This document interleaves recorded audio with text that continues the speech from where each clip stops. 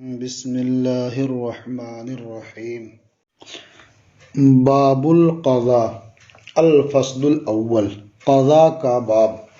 یعنی رمضان کا کوئی روزہ چھوٹ جائے کسی عذر کی بنیاد پر تو اس روزے کی قضا رکھنی ہوتی ہے۔ مثال کے طور پر آدمی سفر میں ہے تو اس کے لیے رخصت ہے کہ روزہ نہ رکھے۔ اب جتنے روزے سفر میں چھوٹ جائیں گے تو بعد میں ان روزوں کی قضا کرنی ہوگی۔ تو یہ باب ہے قضا سے متعلق۔ قضا کے بارے میں آدمی کو اختیار ہے کہ دوسرا رمضان آنے سے پہلے جب وہ چاہے ان روزوں کی قضا کر لے جو چھوٹ گئے ہیں۔ بہتر یہ ہے کہ جتنی جلدی ہو سکے جو روزے چھوٹ گئے ہیں ان کی قضا کر لے تاکہ ذمہ داری سے سبکدوش ہو جائے۔ الفصل الاول، عن عائشہ قالت کان یکون علی الصوم من رمضان فما استطیع ان اقضی الا فی شعبان۔ ام المومنین حضرت عائشہ رضی اللہ تعالی عنہا سے مروی ہے، انہوں نے فرمایا کہ مجھ پر رمضان کا روزہ ہوا کرتا تھا، یعنی میرے ذمہ رمضان کے روزوں کی قضا ہوتی تھی۔ یہ وہی روزے ہوتے تھے جو حیض کی وجہ سے عورتوں کے لیے روزہ رکھنا روا نہیں ہوتا ہے اور وہ روزے چھوٹ جاتے ہیں، رمضان کے بعد ان کی قضا ان کے ذمہ لازم ہوتی ہے۔ تو فرماتی ہیں یکون علی الصوم من رمضان، میرے ذمہ رمضان کے روزے ہوا کرتے تھے، جو روزے چھوٹ جاتے تھے ان کی قضا میرے ذمہ ہوتی تھی۔ فما استطیع ان اقضی، تو میں قضا کرنے کی طاقت نہیں رکھتی مگر شعبان میں۔ اب یہ ہے کہ شعبان ہی میں روزوں کی قضا کی طاقت انہیں کیسے ہوتی، باقی مہینوں میں باقی ایام میں کیوں نہیں ہوتی؟ تو اس کے تعلق سے یحییٰ ابن سعید فرماتے ہیں، قال یحییٰ ابن سعید، یحییٰ ابن سعید نے فرمایا، تعانی الشغل من النبی او بالنبی صلی اللہ علیہ وسلم، یعنی ام المومنین حضرت عائشہ رضی اللہ تعالی عنہا کی مراد یہ ہے کہ نبی کریم صلی اللہ تعالی علیہ وسلم کی جانب سے شغل یا نبی کریم صلی اللہ تعالی علیہ وسلم کے ساتھ شغل، یہ شعبان سے پہلے قضا کرنے سے مانع ہوتا تھا۔ یعنی ام المومنین حضرت عائشہ صدیقہ رضی اللہ تعالی عنہا یہ نبی کریم صلی اللہ تعالی علیہ وسلم کی خدمت کے لیے تیار رہتی تھی، یا حضور نبی کریم صلی اللہ تعالی علیہ وسلم ام المومنین کو اپنے خدمت کے لیے طلب کر لیا کرتے تھے، اس لیے وہ شعبان کے علاوہ اور دنوں میں روزوں کی قضا نہیں کرتی تھیں کہ جانے کب حضور نبی کریم صلی اللہ تعالی علیہ وسلم یاد فرما لیں، تو اس لیے قضا نہیں کرتی تھیں۔ شعبان میں حضور خود روزہ رکھتے تھے، پورے مہینے یا شعبان کے اکثر ایام میں روزے سے ہوتے تھے، اس لیے اس زمانے میں موقع ہوتا تھا اور روزوں کی قضا کر لیا کرتی تھی۔ متفق علیہ، یہ حدیث متفق علیہ ہے۔ اس سے یہ بات سمجھ میں آتی ہے کہ قضا کرنے کے لیے پورے سال موقع ہوتا ہے، ایک دوسرا رمضان شروع ہونے سے پہلے جب چاہیں قضا کر لیں، لیکن بہرحال جلدی کرنا، جو ذمہ داری ہے اس سے بری ہونا، یہ بہتر ہوتا ہے۔ وعن ابی ہریرہ قال، اور حضرت ابو ہریرہ رضی اللہ تعالی عنہ سے مروی ہے، انہوں نے فرمایا، قال رسول اللہ صلی اللہ علیہ وسلم لا يحل للمرأة ان تصوم وزوجها شاہد الا بإذنہ۔ اللہ کے رسول صلی اللہ تعالی علیہ وسلم نے ارشاد فرمایا کہ عورت کے لیے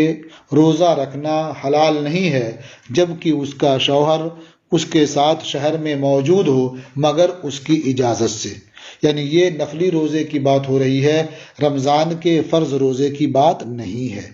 تو عورت کے لیے حلال نہیں ہے کہ وہ روزہ رکھے اس حال میں کہ اس کا شوہر موجود ہو مگر شوہر کی اجازت سے۔ وَلَا تَأْذَنُوا فِي بَيْتِهِ إِلَّا بِإِذْنِهِ، اور عورت شوہر کے گھر میں کسی کو آنے کی اجازت نہ دے مگر شوہر کی اذن سے۔ اسے امام مسلم نے روایت کیا ہے۔ اس حدیث کے تعلق سے ایک شبہہ یہ ہوتا ہے کہ اس میں قضا کا ذکر کہاں سے آیا؟ یہ باب القضاء میں بیان فرمایا اور اس میں قضا کا کوئی ذکر ہی نہیں ہے۔ تو اس کا جواب یہ ہے کہ عورت کے لیے شوہر کی موجودگی میں روزہ رکھنا حلال نہیں ہے، یعنی اگر وہ روزہ رکھے ہوئے ہو تو اسے چاہیے کہ شوہر کی رضا کے لیے اسے توڑ دے، لیکن جب توڑے گی تو اس کی قضا اس کے ذمہ لازم ہوگی، یعنی روزہ رکھنے کے بعد جب بھی اسے توڑیں گے تو اس کی قضا کرنی ہوگی۔ یا باب القضاء کا مطلب یہ ہے کہ اس میں ان روزوں کا بیان ہو کہ جن کی قضا کرنی ہے، اور ان کا بیان ہو جن کی قضا نہیں کرنی ہے۔ تو اس طرح سے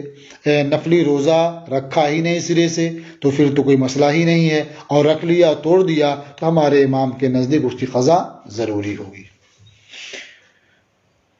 وعن معاذۃ العدویہ انہا قالت لعائشۃ،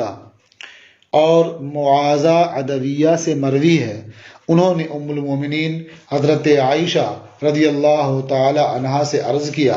ما بال الحائض تقضی الصوم ولا تقضی الصلاۃ،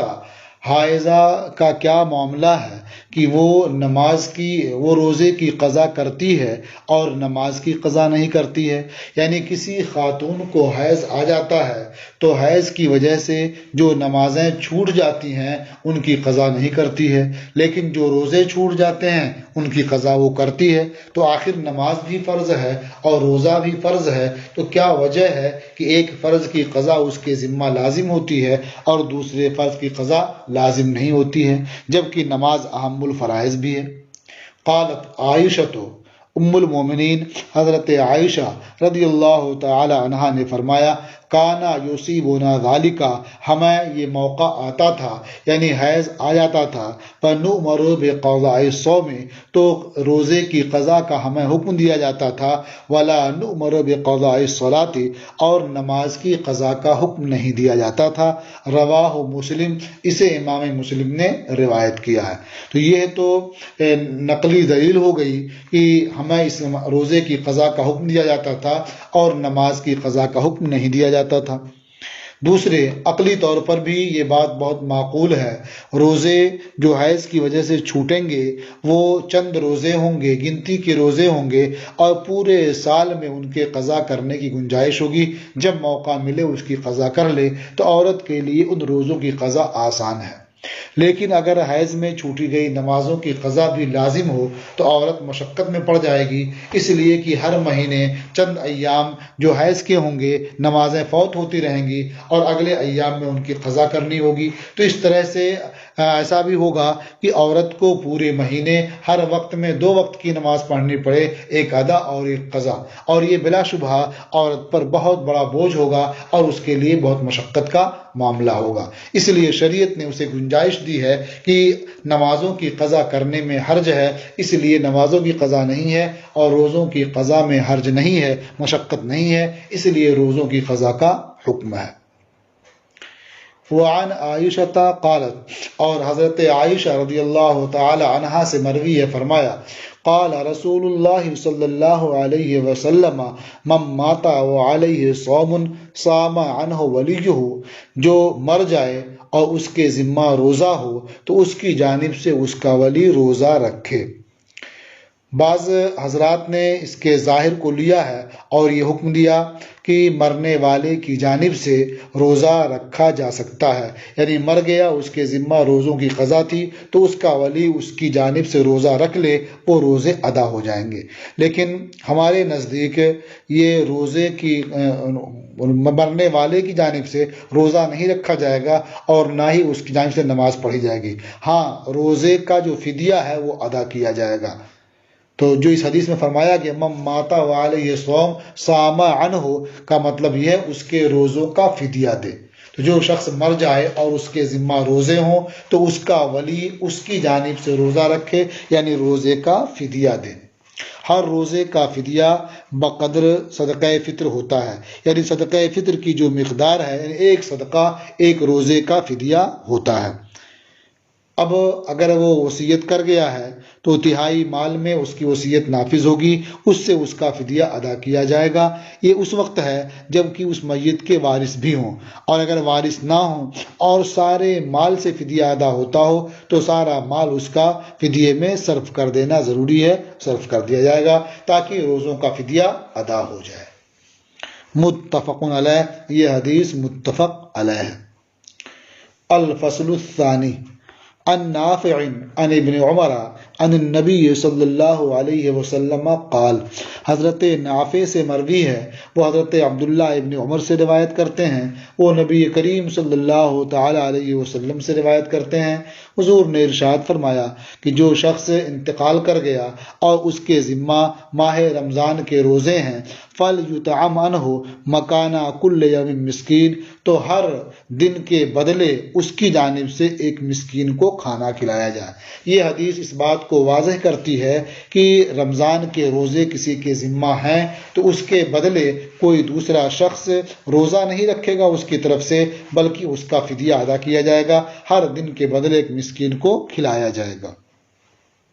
رواہ الترمذی، اسے امام ترمذی نے روایت کیا، وقال، اور فرمایا، والصحیح انہ موقوف علی ابن عمر، صحیح یہ ہے کہ یہ حدیث حضرت عبداللہ ابن عمر پر موقوف ہے۔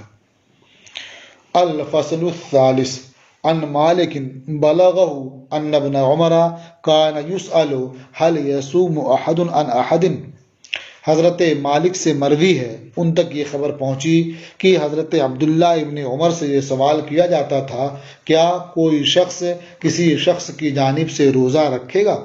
او یصلی احد عن احد، یا کوئی شخص کسی دوسرے شخص کی جانب سے نماز پڑھے گا، فقال لا یصوم احد عن احد ولا یصلی احد عن احد، تو انہوں نے فرمایا کہ کوئی شخص کسی شخص کی جانب سے روزہ نہیں رکھے گا اور کوئی شخص کسی کی جانب سے نماز ادا نہیں کرے گا۔ رواہ فی الموطا، اسے امام مالک نے موطا میں روایت کیا ہے۔